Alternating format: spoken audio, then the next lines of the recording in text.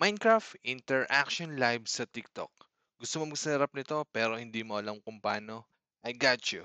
Panoorin mo tong video na ito at sinisigurado ko sa iyong makakatulong ito. Let's go! Alright guys, so napakadali lang ng mga instruction dito guys. Wag kayo mag-skip kahit seconds kasi napakahalaga ng mga instruction dito. So first is, delete ko muna to. Gagawa tayo ng folder ng ating Minecraft server. So pinangalanan ko tong MC server, pero bahala na kayo kung anong gusto niyo ipangalan niyo dyan. And then after nyan guys, ida-download natin yung T-Launcher. Yung T-Launcher, ito yung magraran ng Minecraft game natin. So since na-download ko na siya, pakita ko na lang sa inyo yung website. Oo nga pala guys, ito yung mga susundin yung instruction.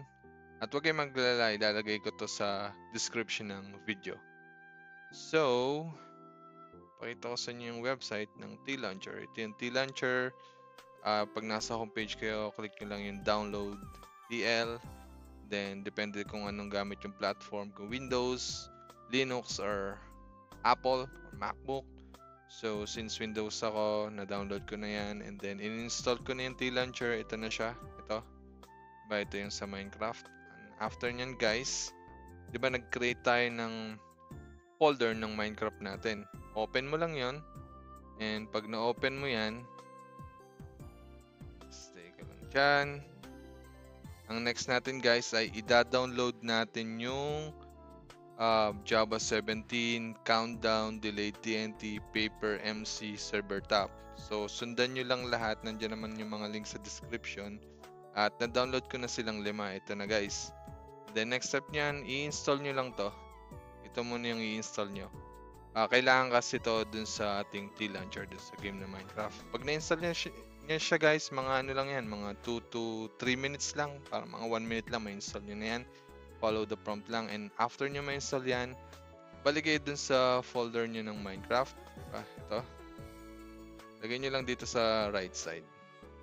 After nyan guys, di ba merong paper na sa isa nating dinownload? Palitan nyo lang siya ng paper.jar.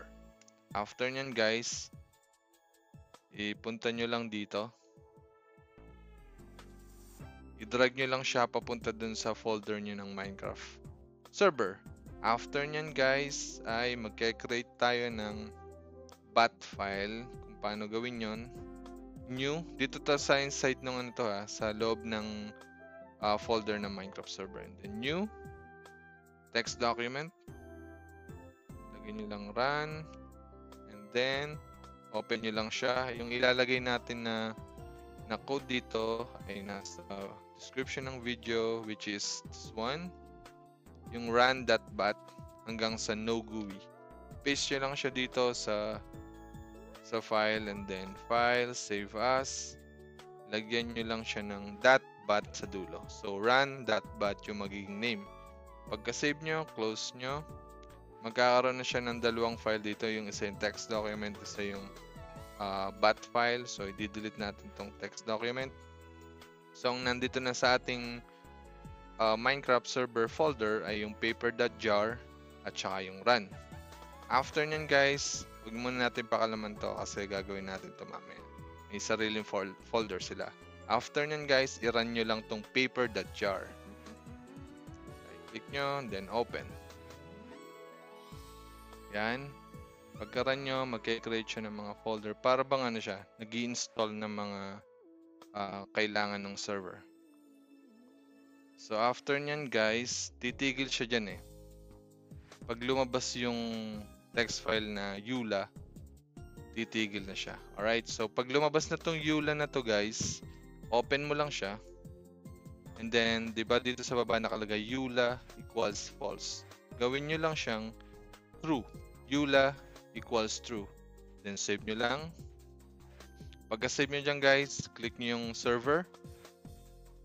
And then doon sa server, hanapin nyo to. Online mode equals true. Gagawin nyo naman to false.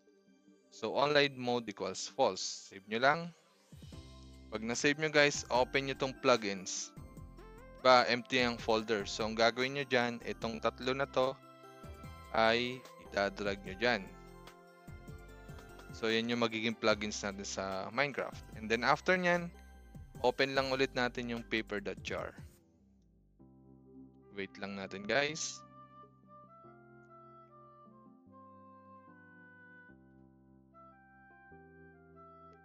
Okay, so magra-run na dito yung server. So, ito na yung ating server. Pag yan, preparing pa siya. Preparing level world. Wait lang natin, guys. Alright, timing reset. Alright, so pag lumabas na yung config got updated, ready na yung server natin. So, ang next na natin dito ay i-run na natin yung ating T-Launcher. Ito. So, na-run ko na siya. Then, maglagay lang tayo ng test. Kung anong gusto nyong name dito. So, ang nilagay ko na lang ay test dito. Yun yung magiging name ng character nyo. Tapos, make sure na ang pipiliin nyo dito yung Optifine 1.20.1.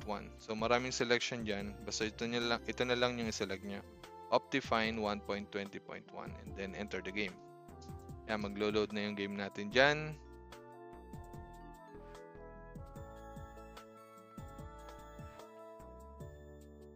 Okay. Wait lang natin, guys.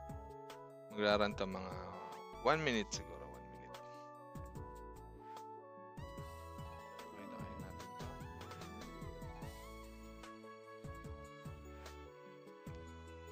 Okay, loading.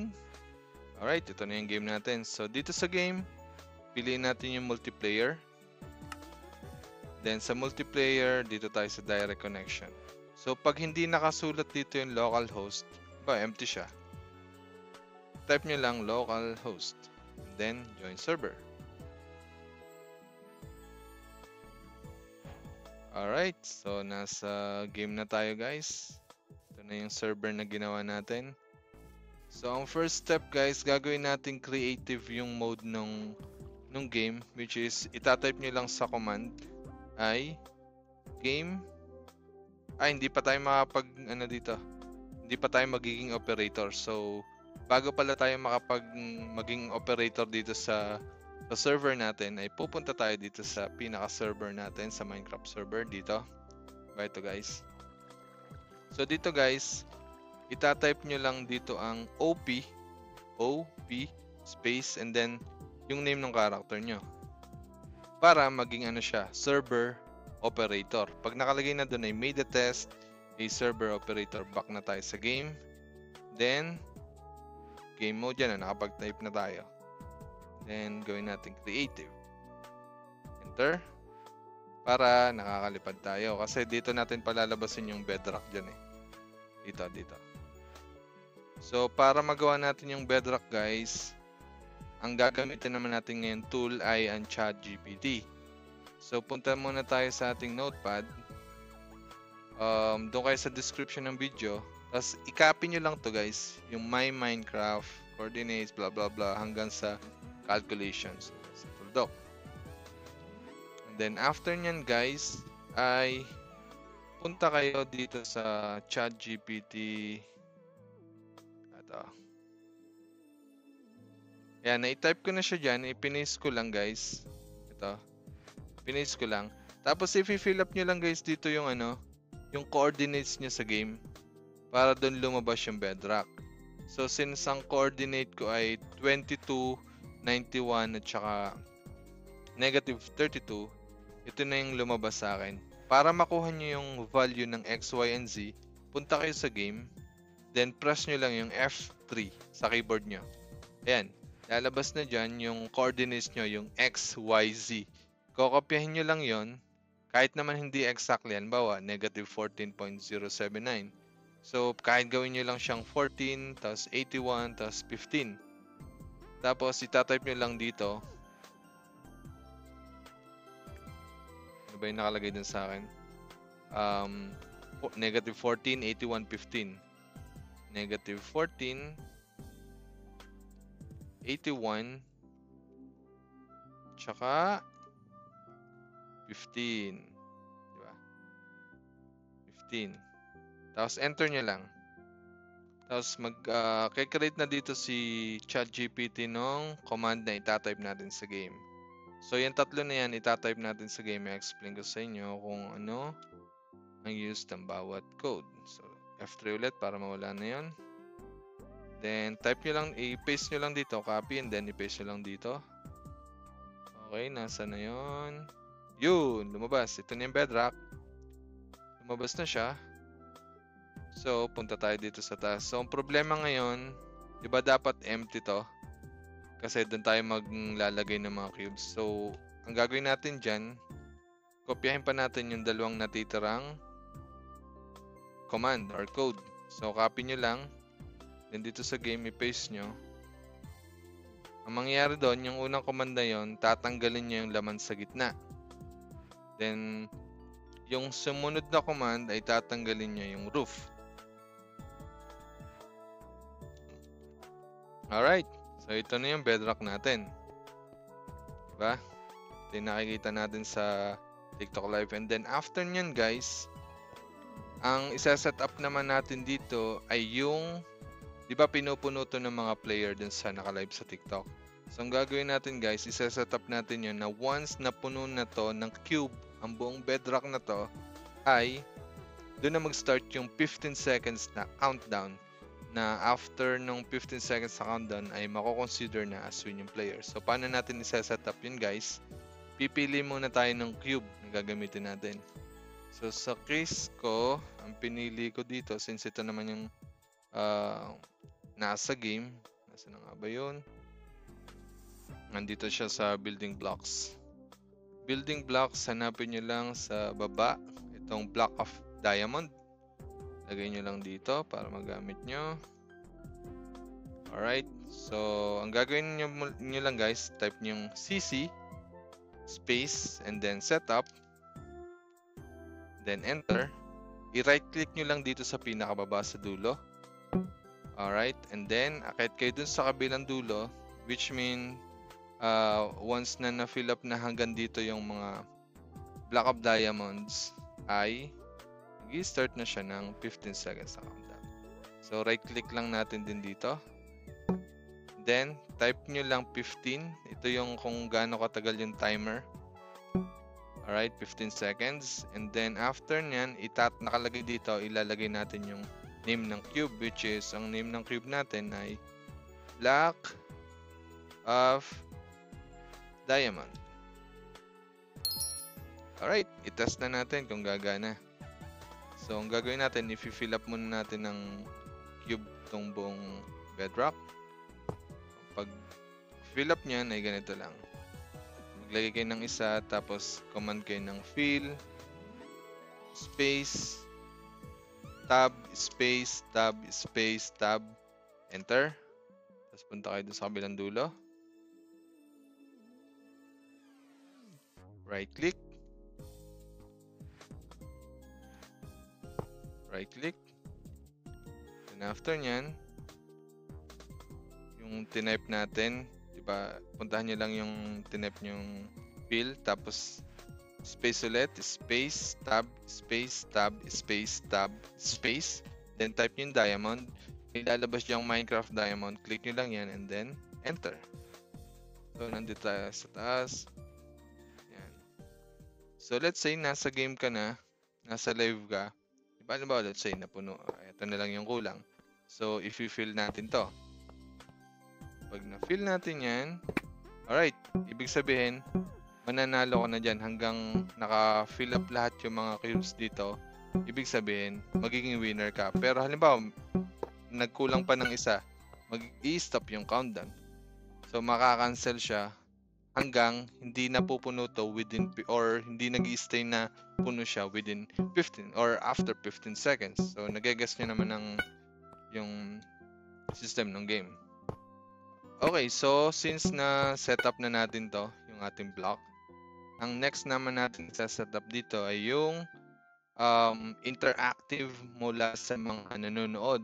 Yun yung kapag halimbawa papadala sila ng gifts sa inyo, ng bros, basta ng mga gift ay may babagsak ditong TNT. So, paano natin siya i-set up, guys?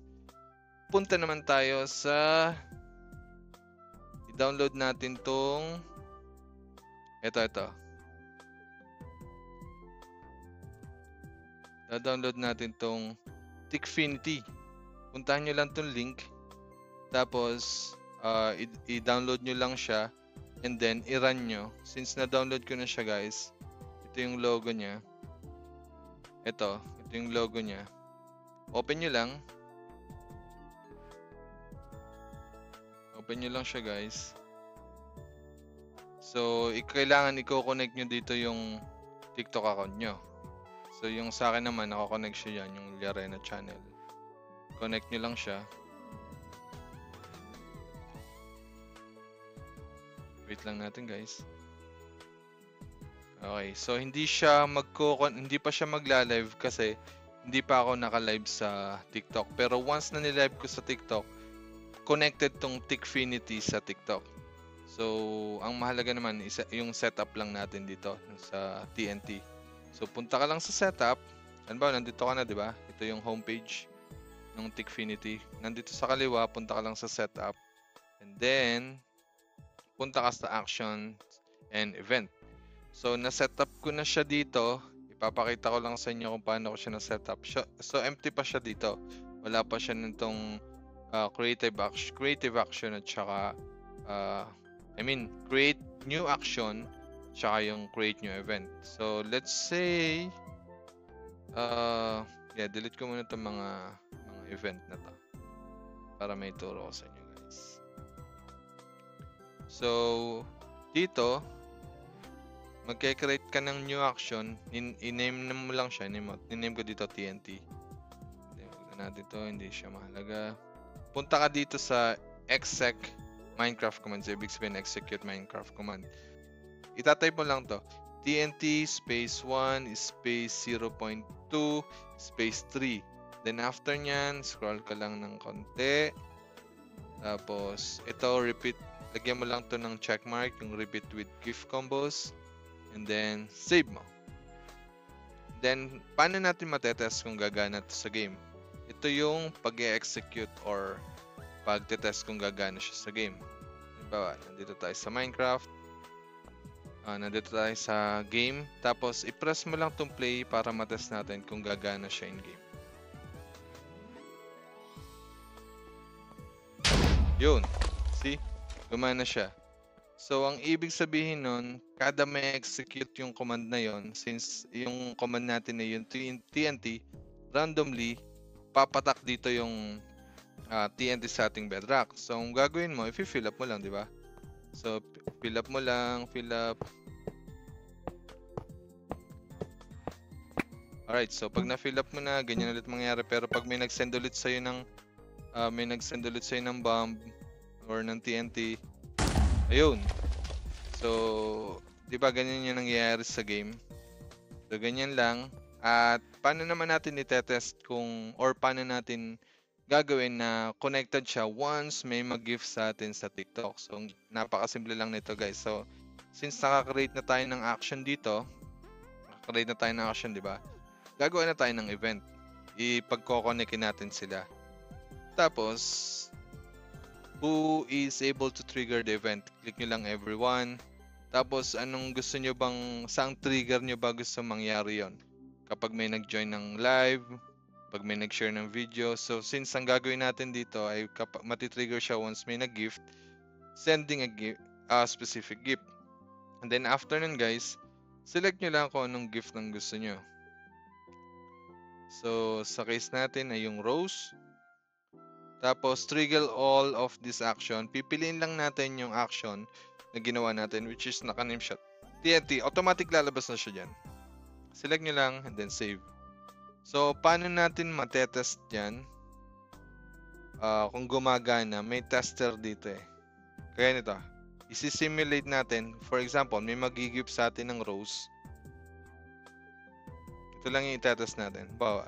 Tapos, simulate gift. Tingnan natin kung gagana. Yun. So, once may nag-gift sa inyo ng rose, magpapatak na yung TNT dito. So, napakasimple lang, di ba guys? Yun lang. Tapos, test nyo lang ulit. Now, nasa nyo yan kung dadagdagan nyo pa siya dito. Halimbawa, gusto nyo may nag-follow or may nag-like sa sa live nyo, pwede nyo rin gawin yon. Pero para gumana siya sa mga gift, dagdagan nyo. Ano ba yung usually nasa gift? Ano ba ito? Itong ice cream. Save nyo lang. Okay. Basta may nag-gift sa yung ice cream. Test natin. Yan. Pag may nag-gift ng ice cream, automatic, sasabog na yung bomba. So, yun lang guys. Sana nakatulong tong video na to para makapag-setup kayo ng Minecraft Live Interactive sa TikTok. So, maraming ways or makakatulong to sa inyo para mag-grow yung TikTok account nyo or para kumita kayo ng pera kasi ang dami ko nakikita na nagla-live nito guys, ang dami talaga. Ginagamit nila tong mod na to. So, ang dami nag-gift sa kanila. So, nasa inyo na yon kung paano kayo mag-interactive sa live nyo. So, maging creative kayo guys. At for sure, mag-grow yung TikTok account nyo at kikita kayo at the same time. So, maraming salamat sa panonood guys. Kung nakatulong tong video na to sa inyo guys, i-comment nyo naman sa comment section. Huwag niyong kalimutang mag-subscribe sa aming YouTube channel. At kung may mga tutorial pa kayong gustong malaman, i-comment nyo lang at malay nyo, alam ko. So, i-share ko rin para makatulong pa ako sa lahat ng mga content creators, sa mga live streamers. So, i-comment nyo dyan kahit ano. Gagawin ko ang lahat. Magre-research ako para malaman kung ano pa yung mga gusto nyong tutorial na video. Maraming salamat sa panonood guys. I love you all. Let's go!